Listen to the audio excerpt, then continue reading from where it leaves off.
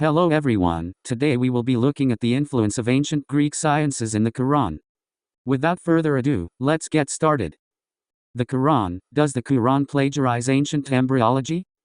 The Qur'an clearly borrows from the writings of Aristotle, Hippocrates, Galen and others in its description of medical processes including embryology. After all, it was Muslim culture that reintroduced the West to Greek knowledge.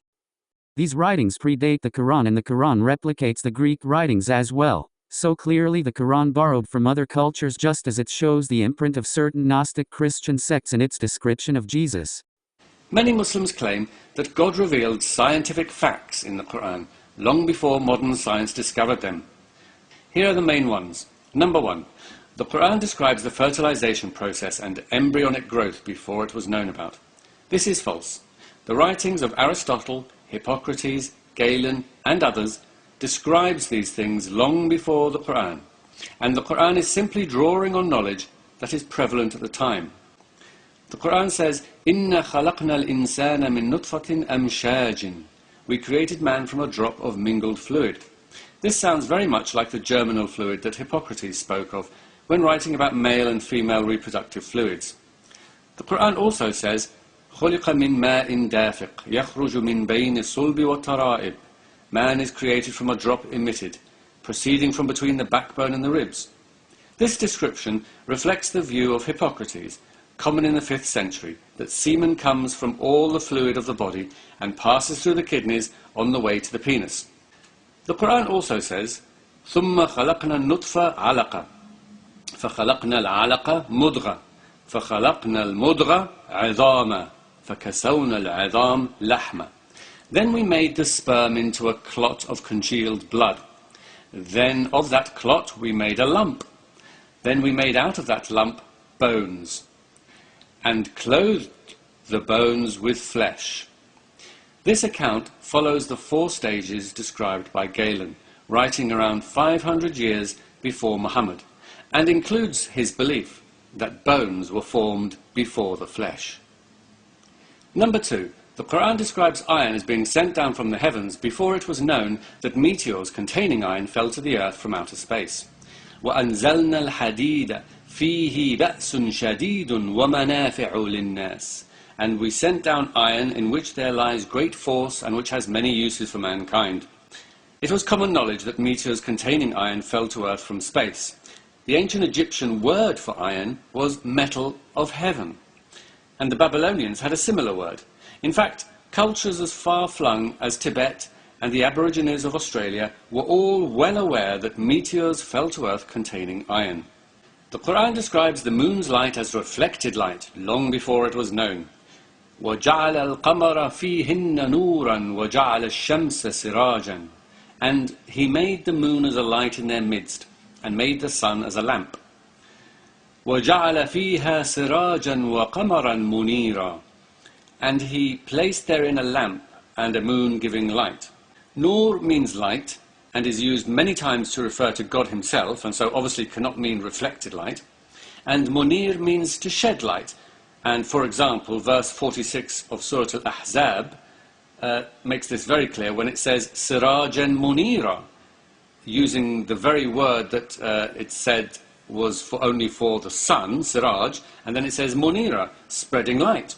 It was already known that the moon's light was reflected light, and 1,000 years before Muhammad, Aristotle described a lunar eclipse that makes this very clear. Number 4. The Qur'an mentions that salt water and fresh water don't mix before this was known. وَهُوَ الَّذِي مَرَجَ الْبَحْرَيْنِ هَذَا عَذْبٌ فُرَاتٌ وَهَذَا مِلْحٌ أُجَاجٌ وَجَعَلَ بَيْنَهُمَا بَرْزَخًا وَحِجْرًا مَحْجُورًا.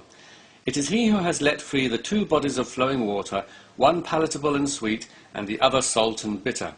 Yet he has made a barrier between them, a partition that it is forbidden to pass. Once again, there are other meanings that could be applied to this verse. However, if we accept the meaning given, it was already known about anyway. And 1,000 years before Muhammad, Aristotle wrote, "The drinkable, sweet water then is light, and is all of it drawn up. The salt water is heavy and remains behind." Number 5. The Qur'an reveals the Big Bang before it was known about. أولم يرى الذين كفروا أن السماوات والأرض كانتا رتقا ففتقناهما وجعلنا من الماء كل شيء حي أفلا يؤمنون. Do not the unbelievers see that the heavens and the earth were one piece before we clove them asunder, and we made every living thing of water? Will they then not believe?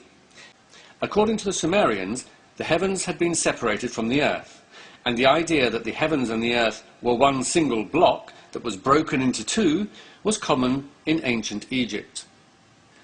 Number 6. The Qur'an reveals that everything comes from water before this was known. Aristotle records that Thales believed that it, the nature of things, is water, and Anaximander stated that life came from the sea. Number 7. The Qur'an revealed that planets move in orbits before this was known.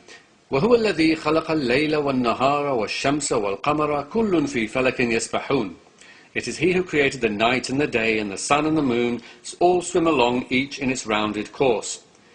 This verse clearly reflects the view current in Muhammad's day that the sun, moon and planets all move around the earth. There is absolutely nothing in this verse that suggests anything else. Number 8. The Qur'an reveals an expanding universe before this was known. وَالسَّمَاءَ بَنَيْنَاهَا بِأَيْدٍ وَإِنَّا لَمُوسِعُونَ. We have built the heaven with might, and we it is who make the vast extent thereof. Firstly, this verse is not talking about the universe, it's talking about the sky. And secondly, it makes no sense to suggest it means God is expanding the universe after the verse has just said God has built the sky. Number 9. The Qur'an reveals the gaseous state of the universe pre-Big Bang before this was known. ثُمَّ اسْتَوَى إِلَى السَّمَاءِ وَهِيَ دُخَانٌ. Then he turned to the heaven when it was smoke. Firstly, gas and smoke are not the same thing. Gas is a state of matter. Smoke is a collection of solids, liquids and gases that are emitted when a material combusts.